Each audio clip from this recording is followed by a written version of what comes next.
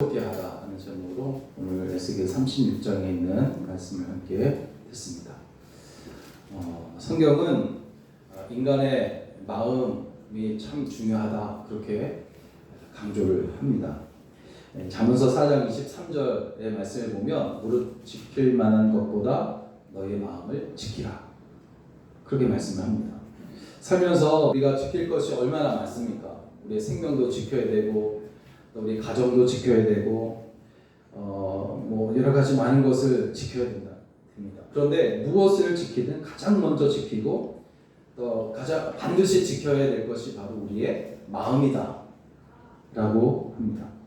또 마음이 중요한 이유가 있어요. 그것은 하나님이 우리 마음에 하나님의 소원을 두시고 그것을 행하신다라고 하셨기 때문입니다. 그래서 마음이 중요한 거예요.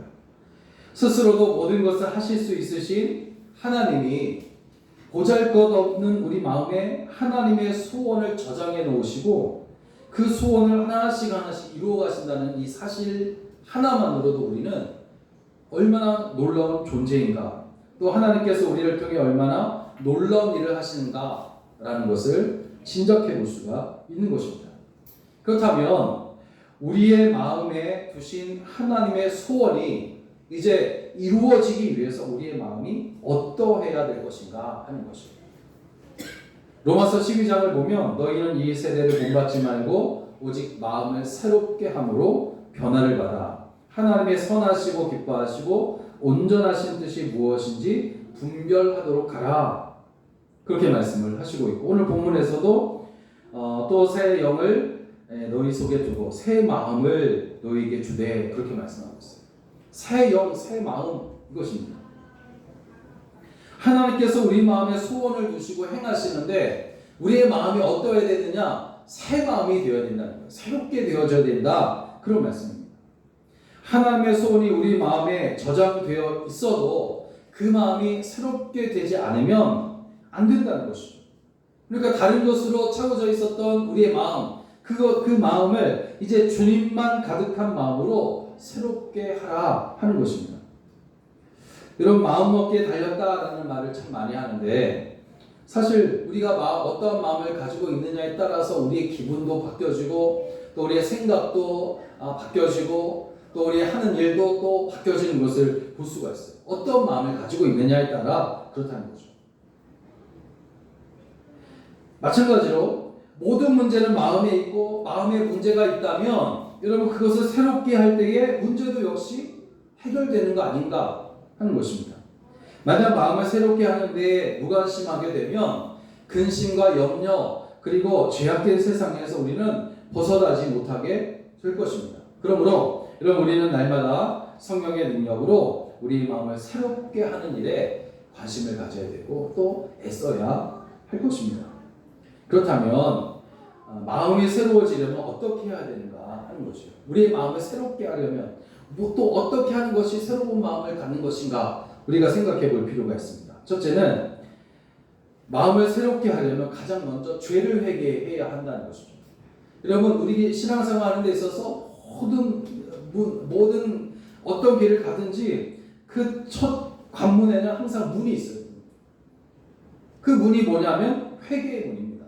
회개하지 않냐고서는 우리의 신앙생활이 시작될 수도 없고 또 회개하지 않냐면 우리가 주님 안에서 함께 살아갈 수가 없는 거예요. 그러니까 우리가 무슨 일을 하든지 간에 신앙생활을 하려고 한다면 회개가 있어요. 마찬가지입니다. 우리의 마음이 새로워지려면 회개가 먼저 있어져야 한다는 것이죠. 마태복음 5장 8절을 보면 예수님은 마음이 청결한 자는 복이 있나니 그들이 하나님을 볼 것이며 라는 말씀이 나옵니다. 마음이 청결하다는 것이 뭐겠어요? 그것은 더러운 죄가 예수님의 이름으로 씻겨져서 깨끗하게 된 것, 그것이 바로 마음이 청결하게 된 것을 말합니다. 깨끗하게 된 것을 말해요. 결국 죄사함을 받아서 깨끗하게 된 사람의 복이 있는데 그 복이 어떤 복이냐면 하나님을 보는 복이다 라는 것입니다. 또 요한계시록 3장 20절을 보니까 볼지어다 내가 문 밖에 서서 두드리노니 누구든지 내 음성을 듣고 그 문을 열면 내가 그에게로 들어가 그와 더불어 먹고 그는 나와 더불어 먹으리라 하는 말씀이 나옵니다. 여러분, 닫힌 문은 회개하지 않으려는 마음으로 그 마음은 죄로 채워진 마음이에요. 만약 우리가 마음문을 닫고 열지 않는다면, 그래서 주님이 그 마음에 들어오지 않는다면 죄로 인해 냄새나는 마음이 되고 말 것입니다. 우리의 마음은. 그렇지만 주님이 들어오시도록 우리의 마음의 문을 열면, 즉 다시 말하면 회개할 때에 주님 때문에 죄는 찢겨지고 깨끗한 마음이 되는 것입니다. 결국 열린 마음은 문제되는 것이 없지만 닫힌 문은 아무것도 기대할 수 없게 되는 것이죠.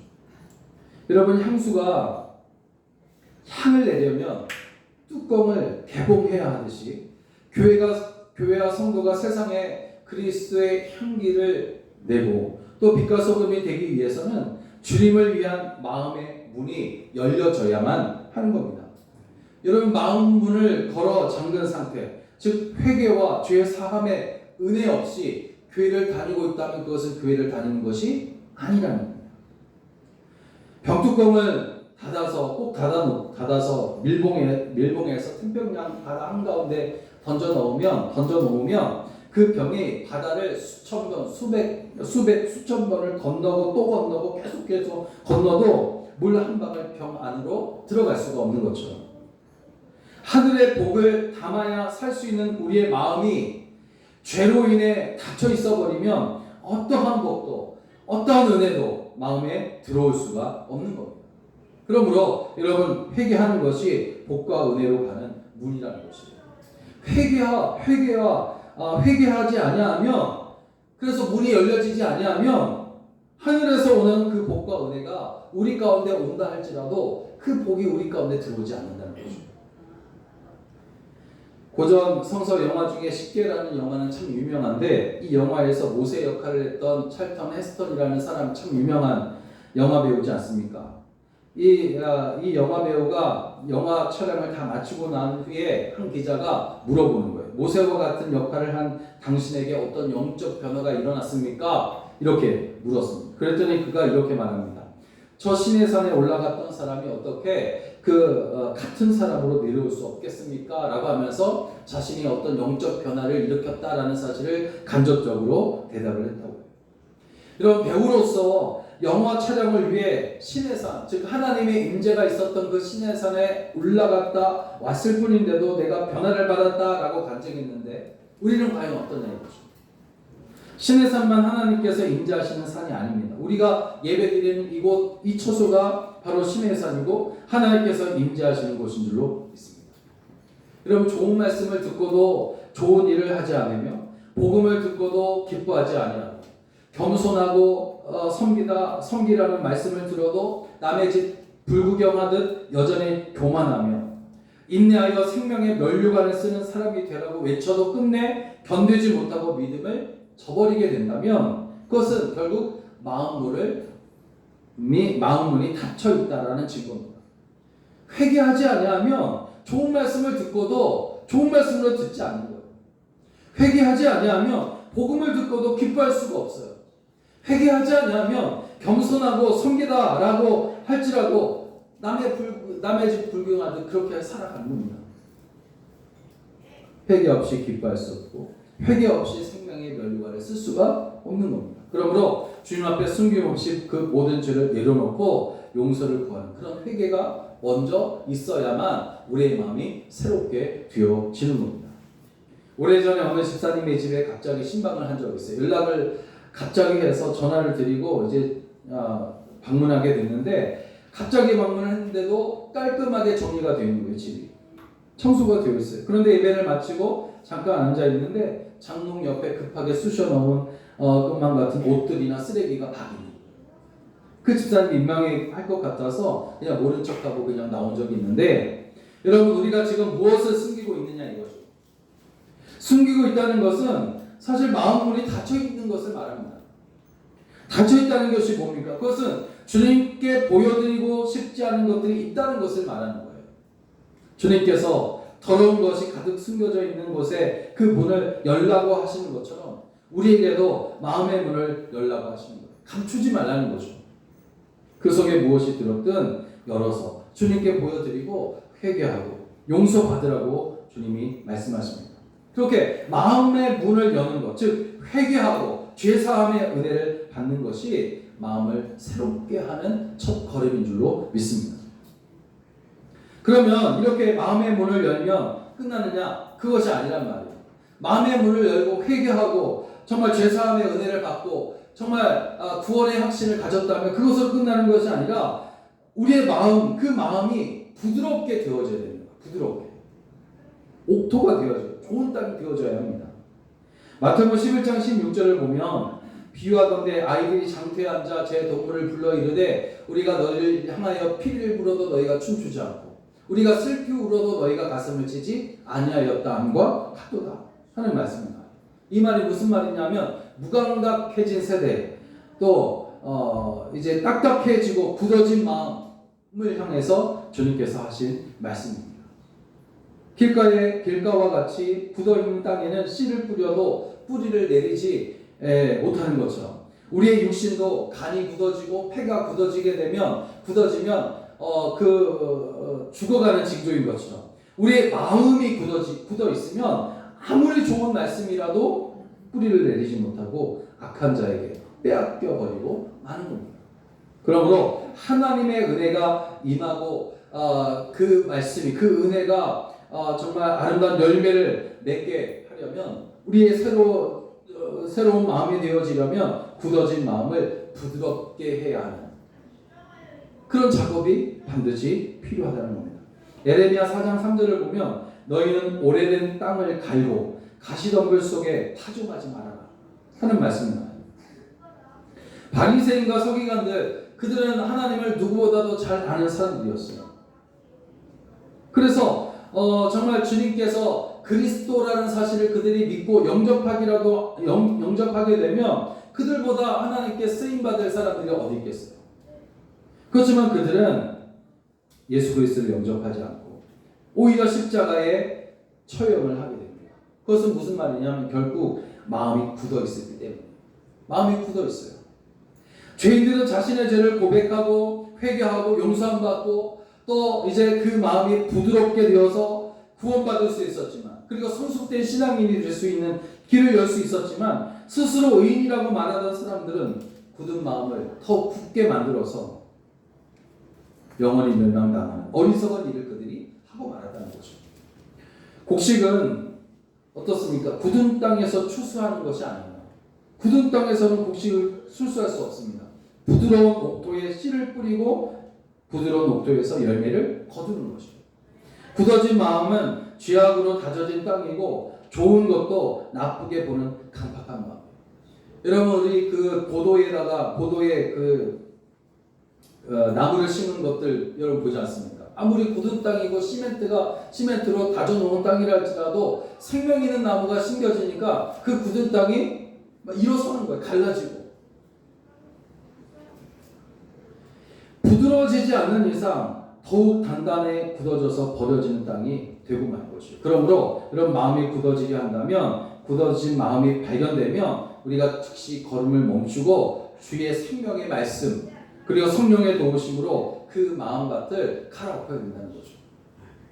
사실 오래 믿으면 믿을수록 더욱 좋아지고 더 부드러워져야 되는데 사실 우리의 모습들을 보면 그 반대가 되는 경우가 참 많은 것 같아요. 목사를 비롯해서 신앙 경력이 오래될수록 마음이 더 완악해지는 그리고 습관화되어서 다 하는 말씀이라 하면서 여러분 감동과 은혜를 받지 못하는 그런 모습들을 얼마나 많이 보게 됩니까? 그렇게 되는 그것은 결국 마음이 굳어져 버린 거예요. 굳어져 버린. 어느 유명한 연예인의 간증을 들은 적이 있습니다. 그 연예인은 어느 날 주님을 만났는데 자신이 찾아가서 주님을 만난 것이 아니라 주님께서 자기를 찾아와서 자기를 만나주셨다고 그래요. 그녀에게 많은 사람들이 전에도 예수님을 믿으라고 막 전도를 많이 했지만 그때마다 그녀는 돈, 명예, 인기를 쫓는 것이 더 좋다 하면서 거절했다고 합니다. 그런데 병이 들어서 이제 좋아하던 그런 것들, 인기, 명예, 물질이 다 떠나가 버리고 잃어버렸을 때에 비로소 그리스도를 구주로 믿고 나음을 얻었다 라고 그렇게 간증을 하는 것을 들은 적이 있어요. 여러분 이 사람은 어떻습니까? 밖에서 깨어진 거예요. 밖에서 깨어지고 난 후 예수님을 믿게 되었지만 여러분 밖에서 깨어지기 전에 먼저 굳어지려는 마음을 주님 앞에 내려놓고 부드럽게 하시는 주님의 그 은혜를 우리가 사모해야 할 것입니다. 그래서 부드러워진 옥토가 되어서 좋은 열매를 추수하게 되시길 주의 이름으로 축원합니다. 여러분, 주님 앞에 굳어지려는 나를 온전히 주님 앞에 내려놔야 돼요. 주님이 깨뜨릴 것은 깨뜨리시고 깎아낼 것은 깎아내시고 보도에 심겨진 나무처럼 주님께서 깨뜨릴 것은 깨뜨리시고 그리고 깎아낼 것은 깎아내시고 가루로 만들 것은 가루로 만들어 쓰실 겁니다. 주님 앞에 내려놓으면 그렇게 하신다는 거죠. 미리 부드러운 고운 가루가 되어야만 반죽이 되고 그래서 국수도 되고 수제비도 되고 빵도 되는 것처럼 열매를 맺을 수 있는 부드러운 마음이 되어서 여러분 좋은 열매를 맺게 되시기를 주의 이름으로 축원합니다. 많이 열리는 것이 전에는 제가 말씀을 전할 때마다 좋은 열매가 많이 열리는 것이 좋다 그렇게 이제 말씀을 드린 적이 있지만 사실 그런 게 아닌 것 같아요. 생각해 보니까 열매를 많이 맺는 것이 중요한 것이 아니라 좋은 열매를 맺는 것이 중요하다라는 사실을 깨닫게 됩니다. 여러분 좋은 열매 맺게 되시기를 주의 이름으로 축원합니다. 또 마지막으로 미지근한 마음을 뜨겁게 해야 된다는 거예요. 미지근한 마음. 여러분 요한계시록 3장 16절을 보니까 내가 이같이 미지근하여 뜨겁지도 않고 차지도 아니하니 내 입에서 너를 토하여 버리리라 하는 말씀입니다. 신앙이 미지근하다는 것이 무슨 말이겠습니까? 그것은 이도 저도 아니다라는 거예요. 주님을 믿고 있는지 믿지 않는지 도무지 알 수가 없는 겁니다. 그것이 미지근한 거예요. 신앙에는 여러분 중간지대가 없다라고 말을 합니다. 여러분 해롭게 하는 그 병균은 미지근한 데서 번식을 하는 거죠.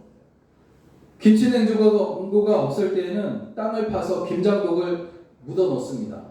그 차가운 균을 계속 유지한다는 거죠. 온도를 유지하기 위해 조절해서 오랫동안 먹을 수 있게 하기 위해서 그렇게 하는 겁니다. 그렇지 않으면 그냥 그냥 미지근한 데다 놓아버리면 금방 휘어서 먹기가 힘들어지는 거예요.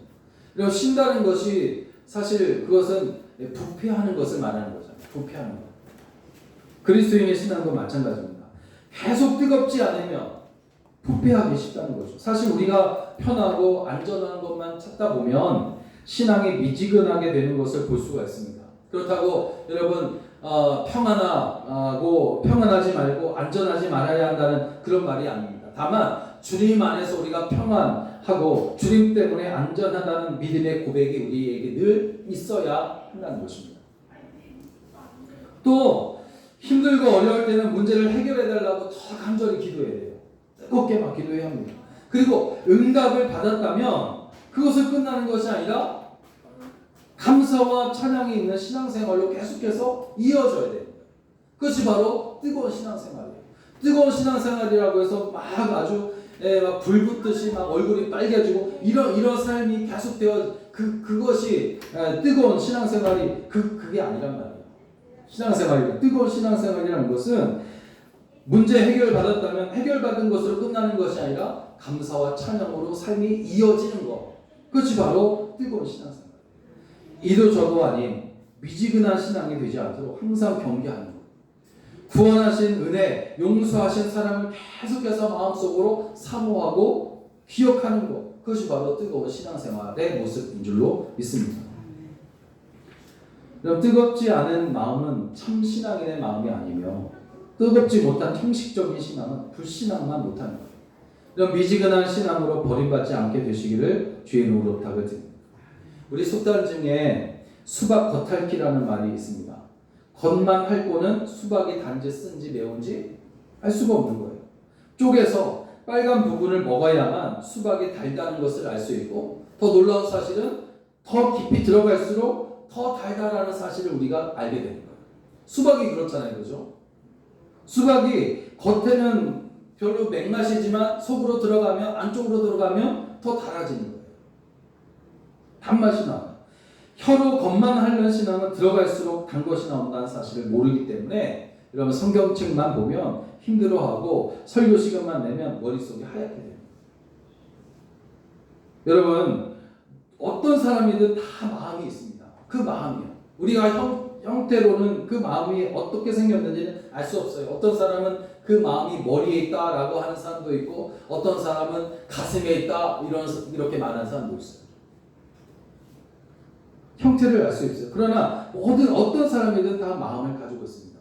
그러나 중요한 것은 뭐냐면 어떠한 마음을 가지고 살아가느냐, 그게 중요한 거예요. 어떠한 마음을 가지고 살아가느냐.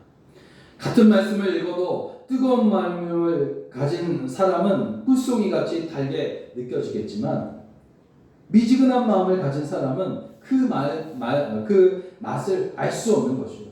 똑같이 기도하고 똑같이 찬송하고 똑같이 주님의 일을 해도 뜨거운 마음을 가진 사람은 응답의 감격과 기쁨이 있겠지만, 미지근한 마음을 가진 사람은 모든 것이 부담스럽기만 하고 또 짜증만 나게 비어 있는 거예요.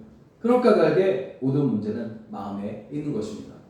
그러므로 여러분의 마음을 날마다 이렇게 새롭게 하시기를 주의 이름으로 부탁을 드립니다. 사랑하는 여러분, 주님은 우리 마음에 주님의 소원을 저장하시고 그것을 조금씩 이루어 가시는 거예요. 그러므로 주님이 일하시도록 우리의 마음의 문을 열어 놓아야 합니다. 마음 문을 연다는 게 뭐라고 했습니까? 죄를 회개하고 죄사함을 받는 것이에요. 이것이 마음의 문을 여는 겁니다.